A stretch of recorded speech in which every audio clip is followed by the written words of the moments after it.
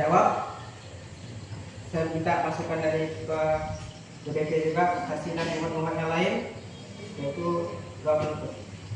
Baiklah, sebelum mulai, marilah kita menyimak untuk kita berdoa.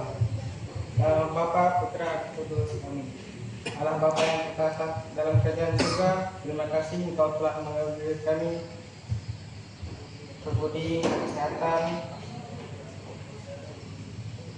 semua yang Kau berikan kepada kami, kesehatan, dan sebentar lagi kami akan memulai kegiatan kami ini.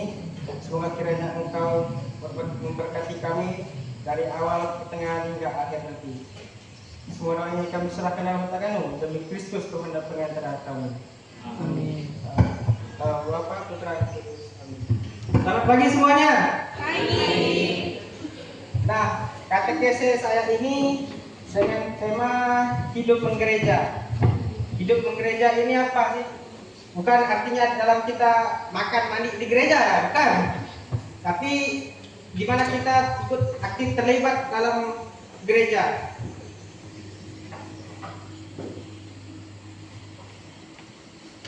Hidup gereja bukan istilah hidup gereja mengacu pada cara umat beriman terlibat secara aktif dalam kehidupan dan pelayanan gereja sebagai komunitas iman. Ini termasuk berpartisipasi dalam liturgi, sakramen, doa bersama, pelayanan dan berbagai kegiatan yang mendukung misi gereja.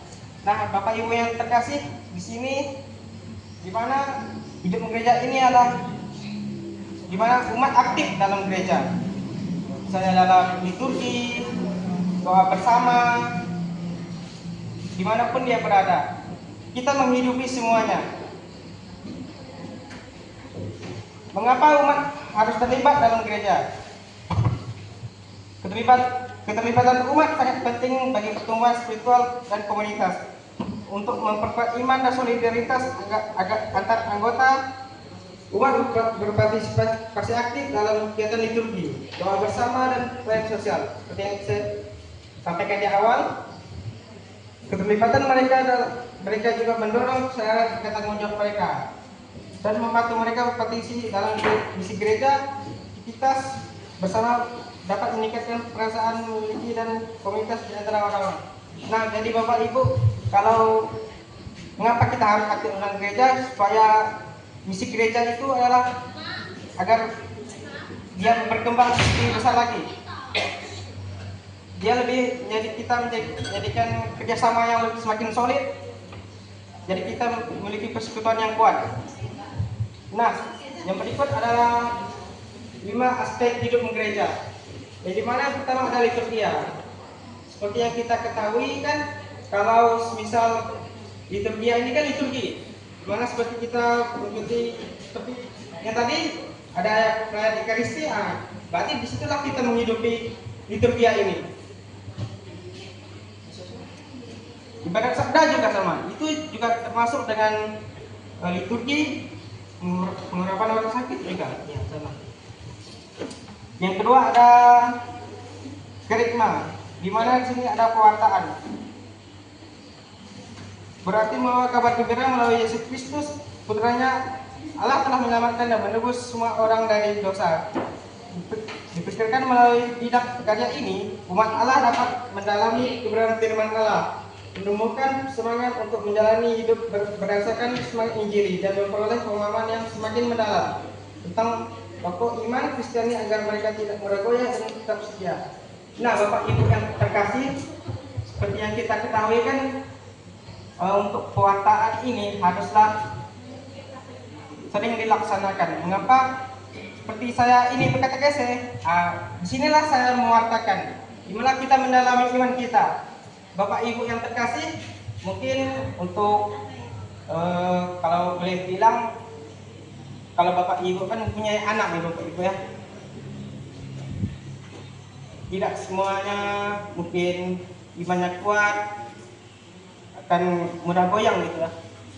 Disitulah kita mereka mendalami iman mereka agar tidak mudah pindah pagar atau lompat pagar, atau itu bisa dibilang pindah pindah ke agama yang lain gitu maksudnya. Yang berikutnya ada persekutuan yang saya sebut juga koinonia. Berarti ikut serta dalam persekutuan dan persaudaraan sebagai anak-anak Bapa dengan pengantaran Kristus dalam kuasa Roh Kudusnya. Melalui Yesus Kristus Putra Allah dan dalam kuasa Roh Kudus, sebagai orang beriman kita dipanggil untuk memiliki persatuan erat dengan Allah Bapa dan sesama manusia. Bidang kerja ini dapat membantu membangun jemaat yang berpusat dan menampilkan karya Kristus. Contohnya sekolah minggu. Ya, sekolah minggu ini kan persekutuan, di mana mungkin di sini juga mungkin banyak persekutuan, doa bersama, orang muda Katolik. Nah, disitulah kita membentuk kita persekutuan agar lebih kuat lagi imannya. Yang berikut ada pelayanan diakonia. Ikut serta dalam melakukan pekerjaan karya dan cinta kasih melalui berbagai kegiatan amal Kristiani, terutama untuk orang miskin, terlantar, dan tersingkir. Melalui bidang ini, orang-orang beriman menyadari bahwa mereka bertanggung jawab secara pribadi untuk sesama. Oleh karena itu, pentingnya seluruh jemaat kerjasama dalam kasih, keterbukaan untuk penuh empati, keterlibatan, dan keikhlasan hati diperlukan untuk berbagai satu sama lain. Nah, mungkin di sini ada kita lihat contohnya kalau pelayanan klinik panti asuhan, rumah sakit, itu merupakan pelayanan. Tapi kalau untuk di gereja kita saling melayani. Yang terakhir ada bakteria, menjadi saksi Kristus bagi di dunia. Hal ini dapat dicapai dengan menjalani kehidupan sehari-hari sebagai orang beriman di tempat kerja, di antara orang lain, menjalin hubungan dengan orang lain yang beriman, dan menjalin hubungan dengan orang lain dalam masyarakat. Diharapkan umat beriman menjadi garam dan terang bagi masyarakat melalui bidang karya ini.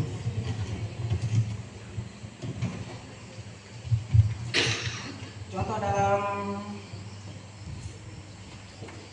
kesaksian ini, kita itu bersaksi di mana kita diselamatkan, di mana contohnya kalau kita ingin, mungkin Bapak Ibu kalau itu kan pernah ingin buat yang salah, tapi disinilah iman kita, oh itu salah, tidak boleh.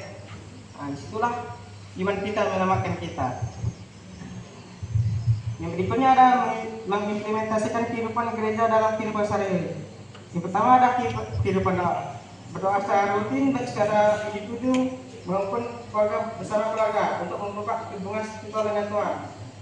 Nah, Bapak Ibu, yang saya mau tekankan di sini bahwa kita itu di Indonesia kan seperti yang kita ketahui kan dalam Pancasila itu kan ada ketuhanan yang Maha Esa.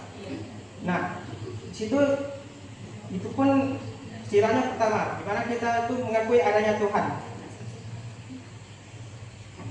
Dari situ juga kita menyadari bahwa oh ini loh, kita ada Tuhan, maka kita harus berdoa. Dan ini harus berdoa, kita keyakinan dengan Katolik. Nah, berarti kita harus berdoa secara Katolik. Berdoa rutin berdoa. Mungkin kalau dengan berdoa itu, oh ini tenang loh hati saya loh, gitu loh. Tenang misalnya. Kalau kita berdoa rasanya gelisah. Oh ini ya, oh salah ya, oh ini. Kita mohon jalan dengan Tuhan, Bapak Ibu.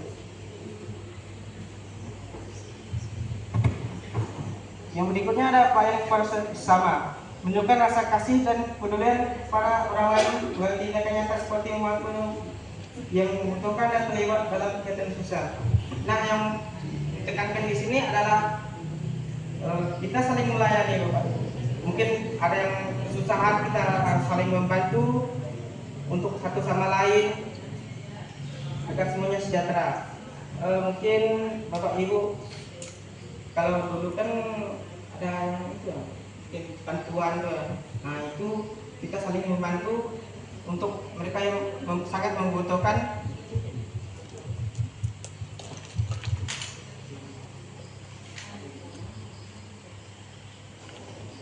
Yang berikutnya adalah penerapan nilai-nilai Kristiani, menanamkan nilai-nilai seperti kasih, pengampunan, dan keadilan dalam setiap aspek kehidupan, baik di rumah maupun di tempat kerja. Nah, yang sini adalah pengampunan, Bapak Ibu. Mungkin kalau dalam doa Bapa kami juga tertera, Bapak Ibu. Ampunilah dosa kami seperti kami pun mengampuni yang bersalah kepada kami. Nah, dalam doa itu kita harus mengampuni orang dulu sebelum kita ingin diampuni.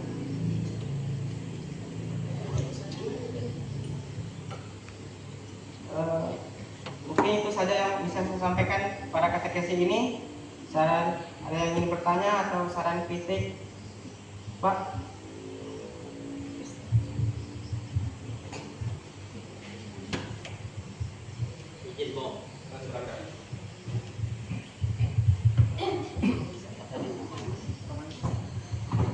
Baik,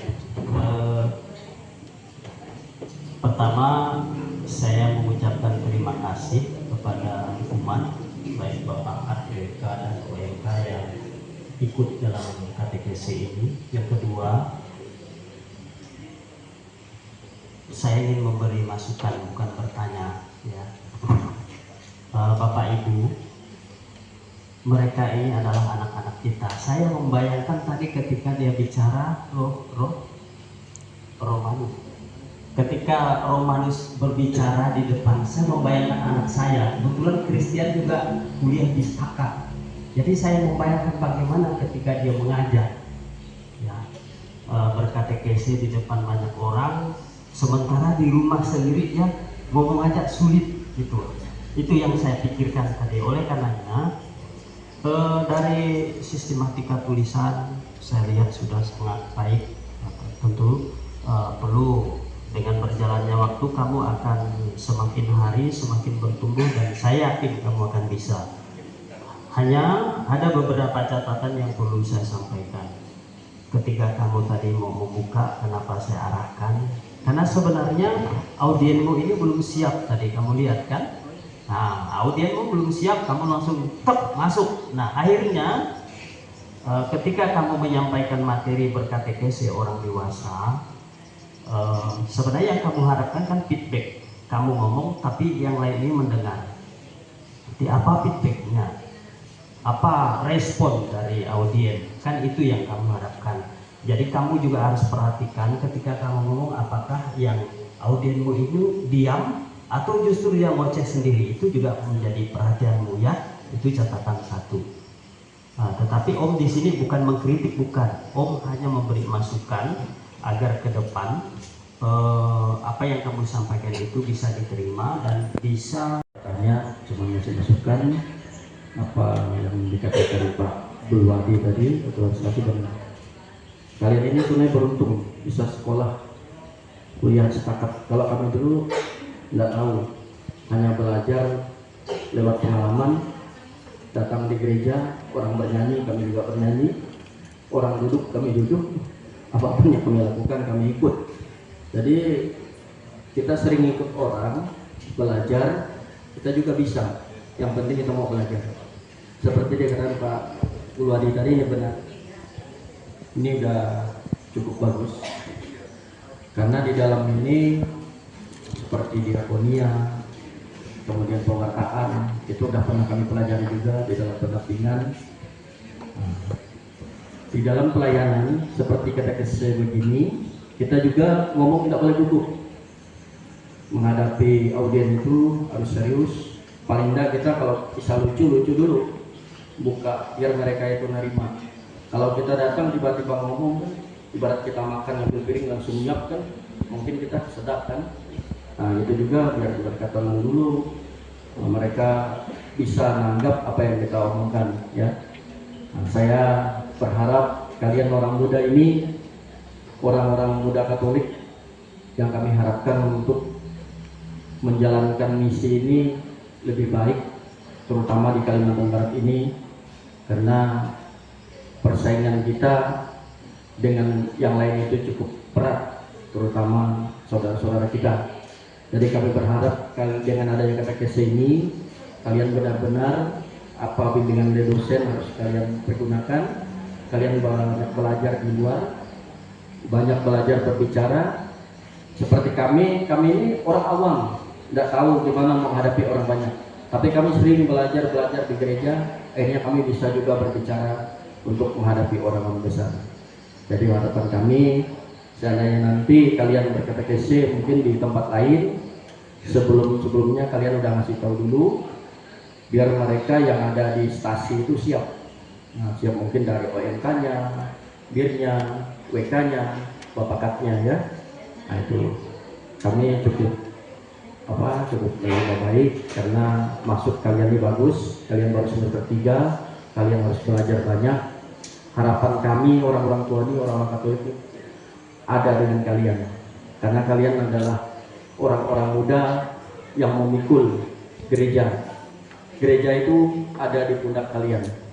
Tanpa orang muda, gereja itu tidak akan bergerak. Karena kami yang tua ini masanya juga bisa habis. Hanya itu mungkin dari saya. Nah, silakan lanjutkan. Terima kasih. Terima kasih, Pastor.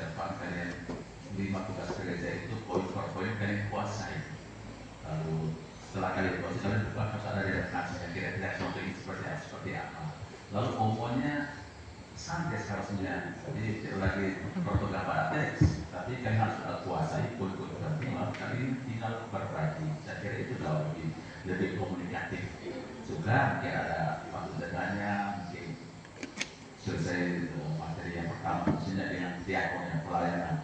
Kira-kira bagaimana pada pelayanan di sini, seperti apa, apakah orang terlibat dalam pelayanan seperti ini? Itu kan biasa-biasa saja. Jadi harus ada. Saya kira tadi perbaik kuliah 3, jadi ada appointment. Rupanya kamu sendiri yang membawakannya. Saya kira masih ada yang lain kan, dibagi pergi berpos, kalian dapat giliran semua. Untuk bicara itu kan melatih, apalagi mau semester 3 melatih berbicara di hadapan orang banyak, itu kan tidak gampang. Jadi kita berlatih, itulah cara kita belajar, berproses. Nanti kalau kalian sudah PPL, otomatis orang di paroki saya tahu tidak dong, bisa, semua bisa. Dan sekarang kan sudah mulai belajar, kalau semester 3 mulai turun, itu baik. Saya kira ini hal yang positif. Saya akan tetap diteruskan, dikembangkan, ya. Belajar dari pengalaman, dari waktu ke waktu ya, karena akan menjadi orang yang bisa dipercaya dan bisa menguasai apa yang harus kalian sampaikan. Saya kira itu saja ya, dimasukkan. Tapi terima kasih akan sudah turun berani. Jadi tidak takut, walaupun ada rumus, saya juga tidak tahu kalau kalian turun ke sini kan, ini akan terus bermain. Apa-apa. Atau jangan-jangan ada rumah kalau kalian tahu. Lumayan sih Romo. Oke, baiklah. Terima kasih untuk saksi sudah terima anak sekali. Terima kasih ya, biar kita untuk tempat mereka belajar lah kan. Jadi ini kan datang bukan untuk guru, tapi datang untuk belajar bersama. Seperti tadi masukan-masukannya yang untuk kalian catat. Supaya kalian bagi lagi dengan sama-sama di kampus untuk kalian sendiri apa aja lagi. Supaya sama-sama tahu tentang kebutuhan pengalaman umat. Saya kira itu saja. Terima kasih banyak. Baiklah, terima kasih atas masukan dari Bapak Stasi.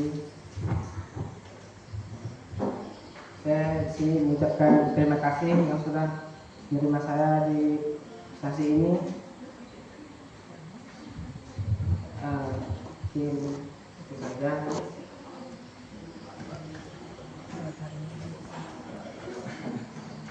Ya. Enggak apa-apa.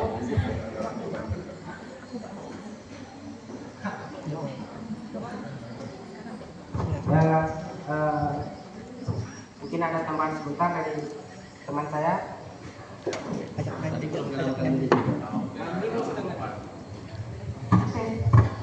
Salam semuanya.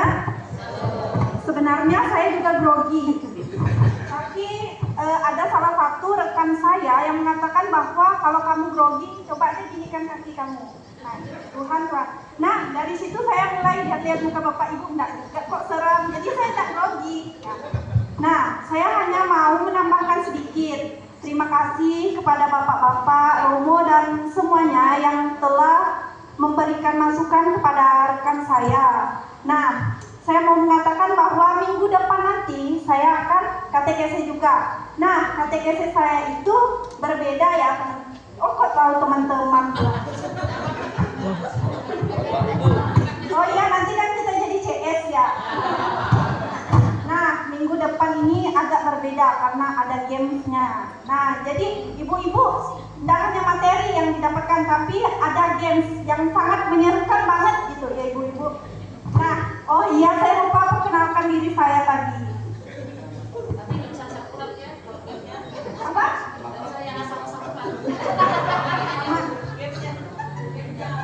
Nah, perkenalkan nama saya Vera. Saya dari Kabupaten Sanggau, Kecamatan Kembayan. Ada yang orang Kembayan kan di sini? Nah, kebetulan saya orang Kembayan. Dan di sini saya menemankan rekan saya untuk melaksanakan KTGC. Nah, tadi itu sebenarnya ceritanya saya itu sesat. Saya ke rumah pelangi, jauh sekali. Nah, jadi untuk membayar sesat saya ini, saya mohon sekali Bapak Ibu untuk minggu depan nanti datang lagi karena akan ada gift. Giftnya itu berupa adalah, masa dibilang kan, nanti lo nggak mau datang. Nah, biar penasaran, jangan lupa saya ingat ya muka ibu bapak nih. Ada musik kan nanti, maksudnya punya, nanti kita joget-joget biar asam uratnya tuh hilang gitu ya.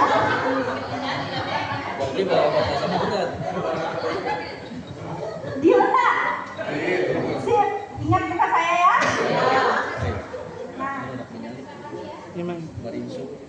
Ya, teman saya nih ada kasih sebuah cindera mata lah buat keluarga ibu, buat ibu lah, buat bapak. Nah, jadi teman saya akan memberikan kepada ibu-ibu, bapak-bapak sekalian. Jangan pula senyum-senyum dulu, nanti dah tanggal 19 kita senyum-senyum.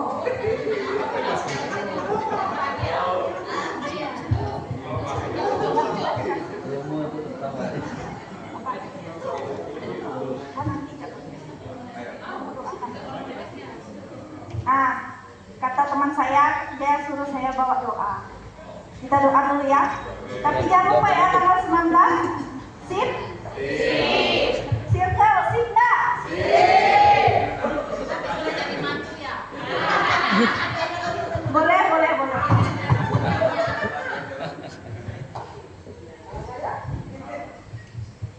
Baiklah, Bapak Ibu serta Romo serta semuanya yang ada di sini, marilah kita hening sejenak dalam nama Bapa dan Putra dan Roh Kudus. Amin.